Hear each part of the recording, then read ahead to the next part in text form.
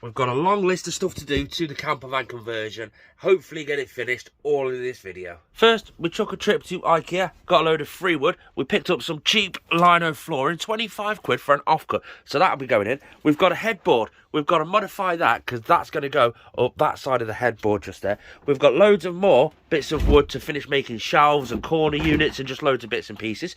Some more DC fix. DC fix is this stuff on the unit just here.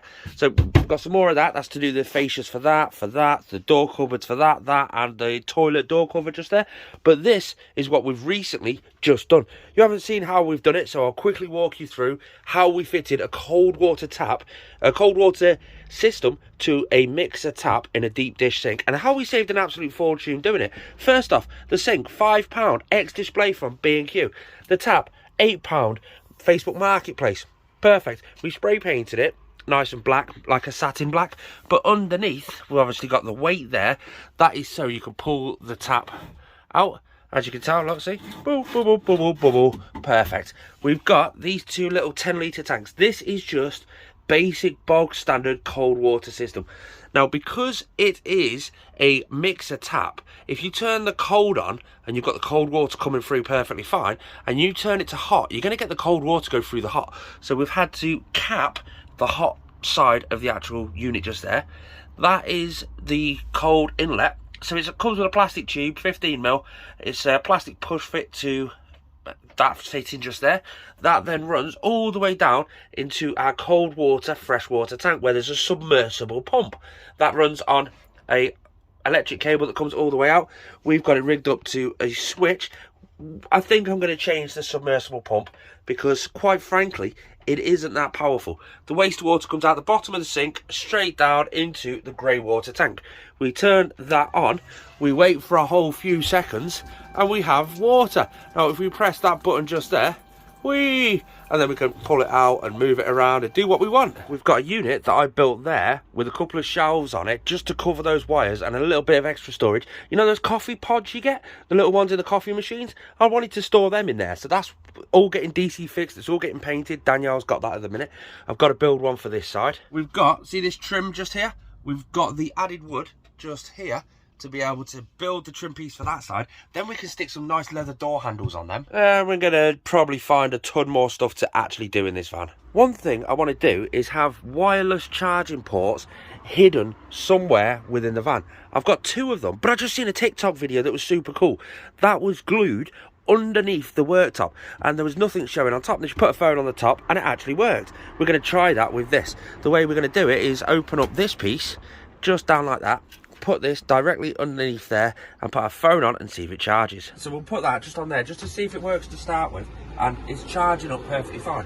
So if we put this underneath there, will it charge if it goes on the top just like that? Oh, it doesn't work. We'll have to come up with a different idea for that one, shall we? First job was this sink had little notches. You can see just under there a little notch. So I've had to just notch this one a little bit just to be able to get it to sit perfectly so that I can silicone it down properly. Next job doesn't involve me eating a pencil, but in fact, these pieces are little like templates to go up in that corner there. We put the templates up and then realised we need to go a little bit taller, and we've marked out on this exactly how much we need to do. Traced it out onto a new piece of wood, cut that, and hopefully that should fit. Then we can build some nice little plant shelvy sort of stuff into it. Trim bits have got some white on, trim bits have got some varnish on. And while they're drying, we've got these uber cool leather handles. We're going to mark them out to where they need to go on here. Now we want them to kind of hang down ever so slightly, just like that. That'll look cool. They look cool down there, so I'm pretty sure they're going to look cool up here too. I'm 35. No, I'm 36. I'm that old, I can't remember my age. I think this is cool, so it probably isn't. Like a glove, just a quick yeah. See, if anybody is scared of building their own camper van, trust me, do it. If I can do it, anybody can do it. A little bit of no nails. Got the trim on that piece, finally. Proper powering through this now. I am a Power Ranger. Go on. Best cartoon you can ever think about. Here's a song that's going to be annoying and stuck in your head. Oh, who lives in a pineapple under the sea? The OGs of the channel will remember this. Part of the old mattress bed from the old Ford Transit Connect that we had. Here's a top tip. Best way to cut foam. This is an IKEA mattress, just a foam bog standard mattress. And we just chop it up into pieces. You can see one piece there, there. there, and this piece that I'm cutting is going to go on the back there. This is going to make the single bed. Best way to cut it is an electric bread knife. I broke mine last time, so I've just got a normal one. It goes through just like butter. Never ever build a van in winter. It started raining, they've had to come in to dry. But plus, look what Danielle found on Facebook Marketplace. King size headboard. I wasn't even planning on putting one in there, but it does suit it. While it's raining, let's try out the bed. If I can get to this piece of wood just here, because that is the bed. Now, it's not always going to be there. That's just where I've stored it for now. We'll get it like that, put it on the bed. It's quite a heavy piece of wood, so badoosh. You can see we've got the clips just on the end there. They can hook onto that rail as a table, or it can sit perfectly on top of these rails just here. Let's give it a go. It's a bit heavy, so I'm going to try and pizzeria. I've never been a bartender in my life, or a waiter, and yet I can do it. How cool is that? Right, so that goes on there perfectly fine. Backrest number 1 comes over and goes. It's not neat, it's not tidy, it is what it is. Backrest number 2 comes out, nice snug fit, and that should snugly fit in there, but I think it's a bit big. Nope, I just needed to move that one over a little bit, but there you go, full on single bed. The fatty test. I fit on it quite nicely. Look, see? Whoa, this would be perfect for one of the kids when they come with us. Is it right of me to be scared the fact that I genuinely don't know what she's bought all these accessories and stuff? It's going to be all girly stuff, isn't it? Pink and glittery and flowery. This will be fun. Danielle chose some lovely stick-on tiles. It's well cool. It's just a case of trim them into the shape you want, peel them off, stick them on. We're going to do the whole back area of the kitchen before putting the side pods back on. With this cupboard just here, we figured we made it a bit wrong than what we planned. We had the hinges, one there, and the door come up. But that's as high as it come. I kept banging my head on it. So we've took the door off. We're going to take the hinges off and put them on the side.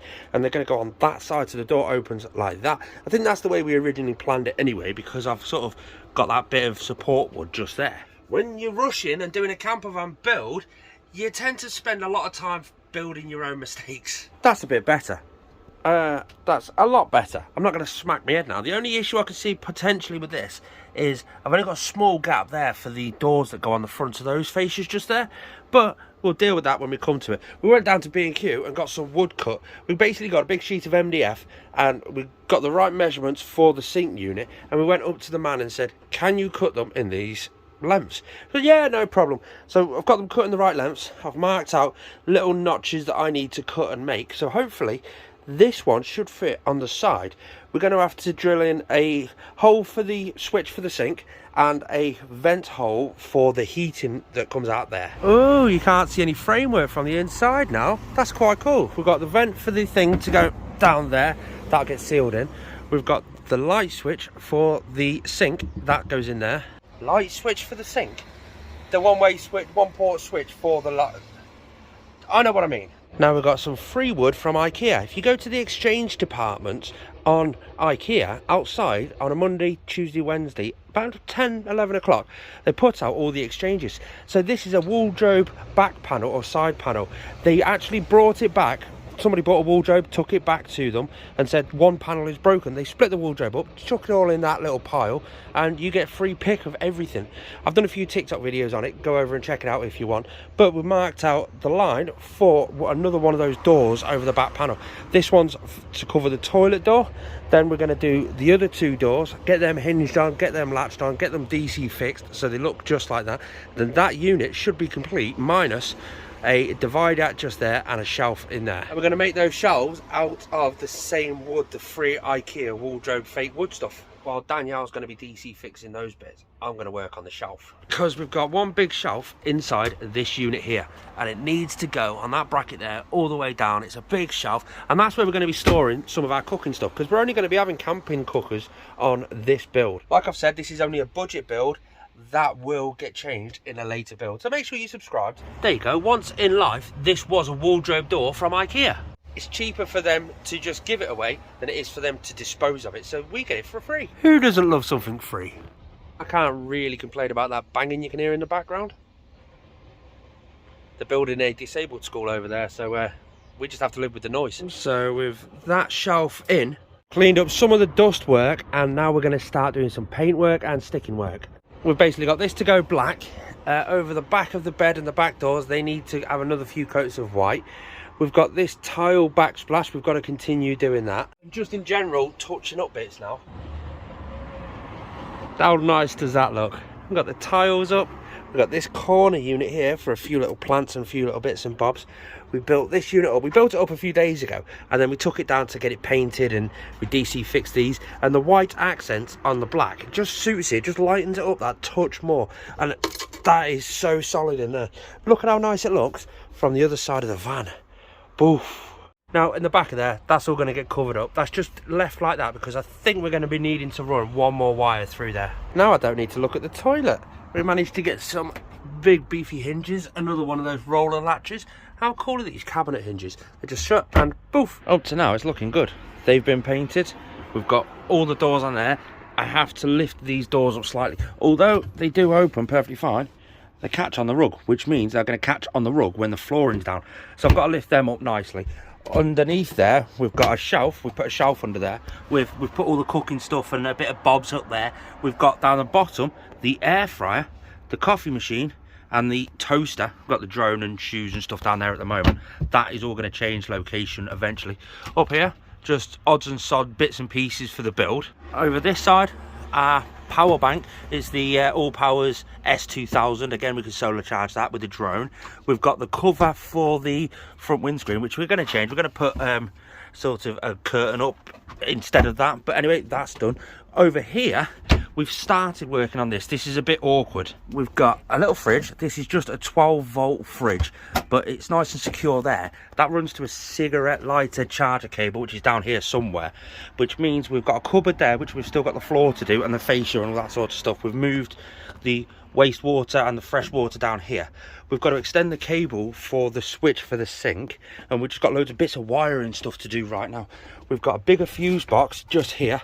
We've got to wire that up. There was more wires to a fuse box than I originally planned, but this was the sole reason why we've just left the wires out like this, because we didn't have a full plan. The top tip for building a camper van is to basically plan it properly, otherwise you don't fall into this. We tend to find that the majority of our building is repairing the stuff or adjusting the stuff we've already put in.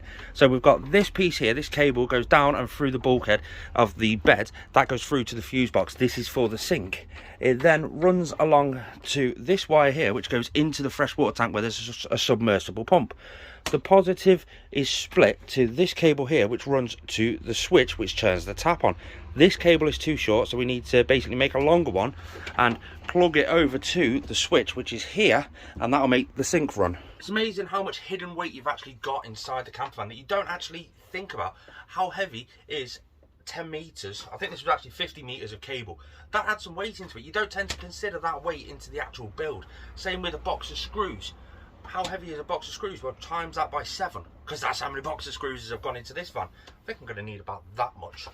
I'll get a little bit more just to be safe. I can always trim it, but it's just awkward to add on to it. It's amazing how much, how heavy is a big tin of paint. We went through, I think, 6 litres of white all the way around. Then the added black paint that we've added all the way around, primers on the bare plastic and all that sort of stuff. It all adds up, and it's something you don't actually think about.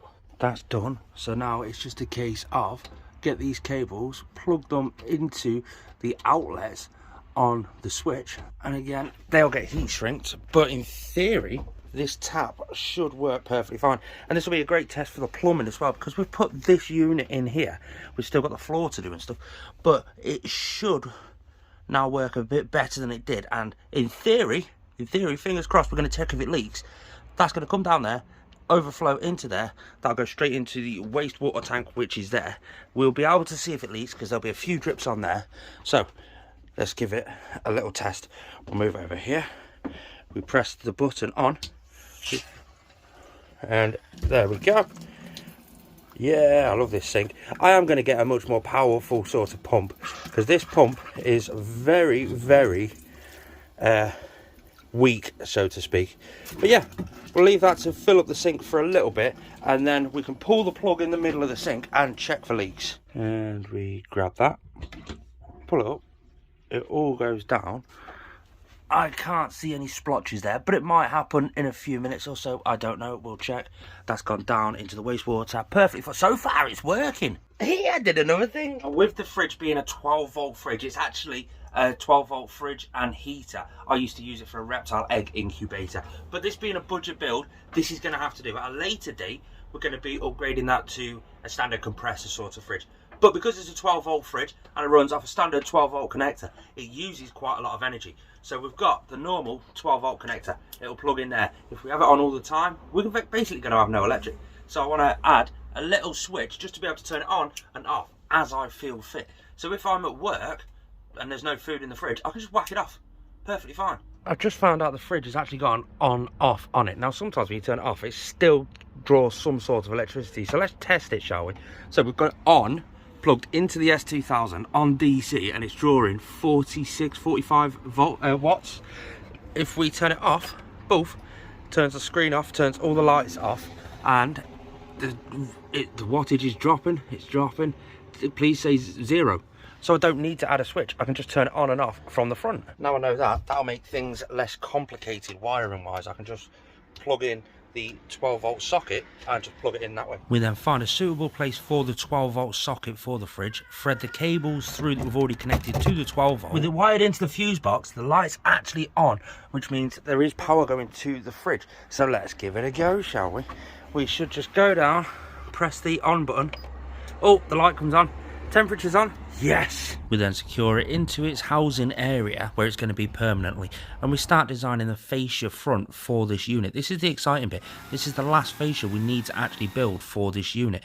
We get a nice big design on it, we get it cut. This included a hole for the cupboard door, we've got a hole for an access panel underneath, and the hole that fits the fridge. And we make sure it fits into place perfectly fine, sand down a few corners to make it fit that a little bit better, then get it back off and get it painted. We're going to go through a couple of different coats of black on this. While that's all drying, I'm going to start these. These are the door handles, the leather ones. They just, yeah, all the unit doors need them, except for that unit down there where they look quite cool. This is what they are. They're just a Facebook Marketplace find. Now, if you push them in like that, you can see one part is bigger than the other.